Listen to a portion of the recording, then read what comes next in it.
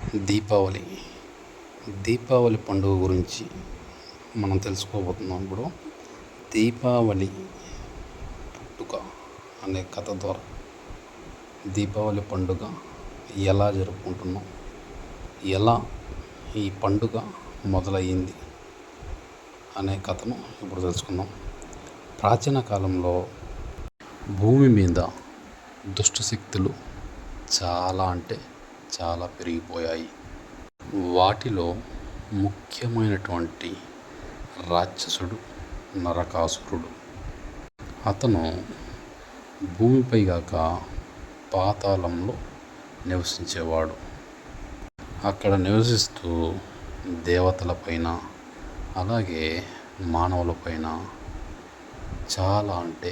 చాలా భయంకరంగా అత్యాచారాలైతే మొదలు పెడతాడు. ఆ రాక్షసుడి యొక్క బలానికి దేవతలందరూ కూడా చాలా భయపడిపోయేవారు. ఇక చేసేదేమీ లేక దేవతలందరూ కలిసి భగవానుడైనటువంటి శ్రీకృష్ణుడి దగ్గరికైతే పరిష్కారం కోసం వెళ్తారు.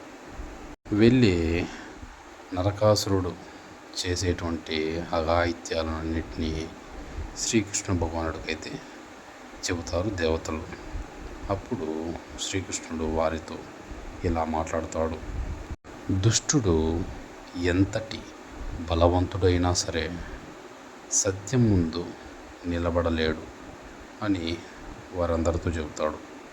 సరే, మీరు వెళ్ళండి, నేను చూసుకుంటాను నరకాసురుడి యొక్క సంగతి అని దేవతలందరినీ పంపించేసి శ్రీకృష్ణుడు అలాగే సత్యభామ ఇద్దరు కలిసి నరకాసురుడి పైన యుద్ధానికి అయితే బయలుదేరతారు.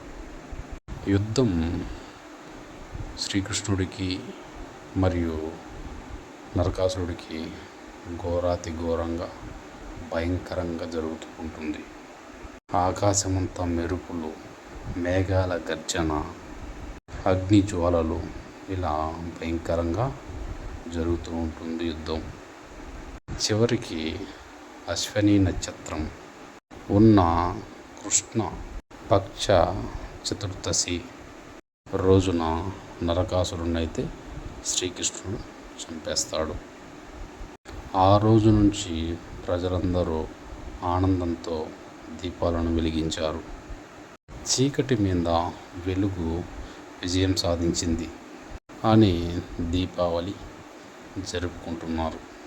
మరుసటి రోజు నుంచి ఉదయం అందరూ ఒకరినొకరు శుభాకాంక్షలు తెలుపుకుంటూ వారి ఇళ్లను దీపాలతో అలాగే పువ్వులతో అలంకరిస్తూ ఉన్నారు.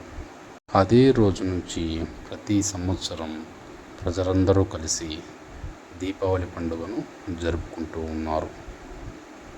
ఇది దీపావళి పండుగ యొక్క పుట్టుక. ఈ స్టోరీ మీకు నచ్చితే మన ఛానల్ని సబ్స్క్రైబ్ చేసి అలాగే మన వీడియోకి ఒక లైక్ చేయండి. Thank you for watching. Thank you. ఈ స్టోరీ ఎక్కువ లెంత్ లేకుండా చాలా సింపుల్గా చెప్పేశాము. వీడియో నచ్చితే మాత్రం తప్పకుండా వీడియోకి ఒక లైక్ చేయండి.